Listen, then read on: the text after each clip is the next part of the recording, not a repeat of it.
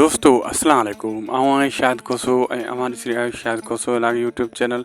अॼु जी प्यारी वीडियो में तव्हां सभिनी पहिरीं प्यारनि खे ख़ुशि आमदीद।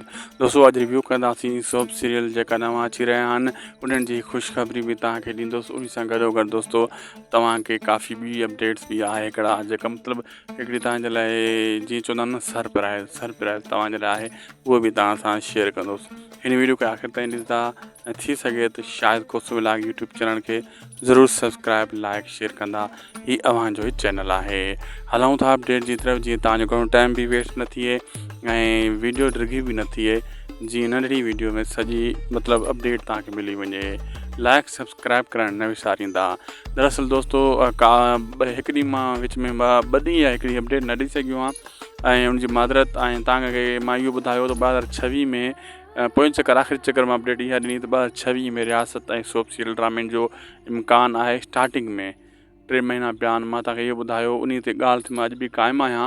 2026 खां मुंहिंजे ख़्याल में स्टार्टिंग में पहिरियों त ड्रामा मुश्किल 2025 जे आख़िरी महीने में यानी जेको 12हों महीनो हूंदो आहे उन्हनि जेको आख़िरी महीने में ड्रामे जी स्टार्टिंग थी सघे थी, न त 2026 त पको ई पको आहे। अॼु बि मां इन ॻाल्हि ते क़ाइमु आहियां जेका मूं अपडेट ॾिनी हुई। कल्ह बि मां इन ॻाल्हि ते क़ाइमु आहियां छो त कंफर्म करे मां हीअ अपडेट ॾिनी हुई। हाणे बि उन ॻाल्हि ते बीठो आहियां ऐं तव्हांजे लाइ गिफ्ट यानी ख़ुशख़बरी इहा ई आहे त कुझु 2 ड्रामनि जूं मतिलबु नई ॻाल्हि स्टार्ट थी आहे।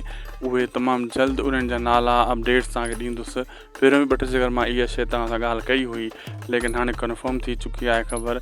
जीअं उन जा नाला अदाकारनि जा ड्रामे जी कहाणी ड्रामे जा नाला जीअं आया उहे बि मां तव्हां सां शेयर करे ॿुधाईंदुसि ऐं तव्हां खां का बि अपडेट असां लिकाईंदा न आहियूं। ऐं बाक़ी काफ़ी जेका ॿिया यूट्यूबर अपडेट ॾेई रहिया आहिनि, काफ़ी दोस्तनि मुंहिंजे चैनल ते अची कमेंट कया आहिनि त जेका ही फलाणा यूट्यूबर हिन ड्रामे जे नाले सां जेका अपडेट ॾेई रहिया आहिनि इन में केतिरी सचाई आहे, इन में थोरो हाल वाल ॾिजो।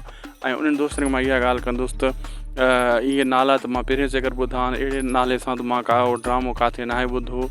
ऐं अगरि उहे यूट्यूबर इहा ख़बर ॾेई रहिया आहिनि त उन जा ज़िम्मेवार उहे पाण आहिनि।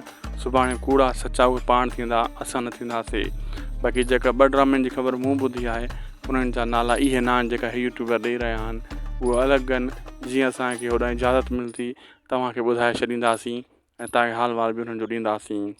बाक़ी रियासत पंहिंजा वेरी इन्हनि जो इंतज़ारु तव्हांखे 2026 ताईं त करिणो पवंदो। उन खां पहिरियां त मुश्किल आहे, मूंखे नथो लॻे उन खां पहिरियां अचनि।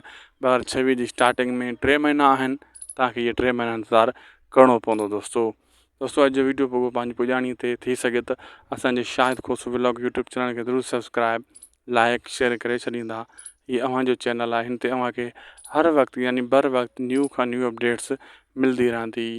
दुआनि में यादि रखंदा। सिंध सलामत साथ सलामत। अल्लाह हाफ़िज़।